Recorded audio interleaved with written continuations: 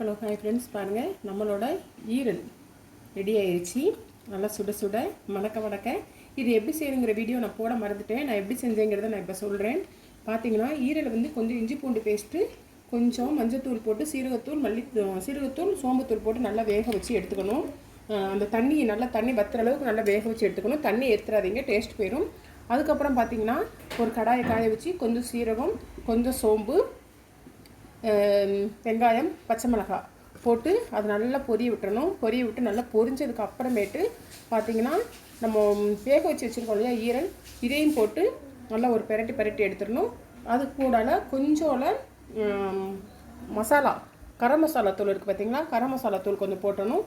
காரத்துக்கு நம்ம பச்சை மிளகாய் தான் போட்டுக்கிறேன். உங்களுக்கு வேணும்னா வத்தப்பொடி போட்டுக்கலாம். நாங்கள் காரம் அவ்வளோவா சேர்க்க மாட்டோம். அதனால் கரம் மசாலா தூளும் எனக்கு இந்த பச்சை மிளகாயுமே நல்லா காரமாக இருந்தது. சூப்பராக அழகாக மணக்க நம்மளுக்கு ஈரல் ரெடி ஆயிடுச்சு. நீங்களும் ட்ரை பண்ணி பாருங்கள்.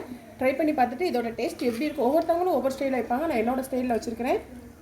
ட்ரை பண்ணி பார்த்துட்டு இதோட டேஸ்ட் எப்படி இருக்குது அப்படிங்கிறத எனக்கு கமெண்ட் பாக்ஸில் மென்ஷன் பண்ணுங்கள். அப்புறம் இந்த வீடியோ பிடிச்சிருந்தால் லைக் பண்ணுங்கள், ஷேர் பண்ணுங்கள், கமெண்ட் பண்ணுங்கள், மறக்காமல் சப்ஸ்கிரைப் பண்ணுங்கள். Okay bye. பார்த்தீங்களா ஈரல் எப்படி நல்லா வெந்து வந்திருக்குன்னு பார்த்தீங்களா. Okay friends, okay bye.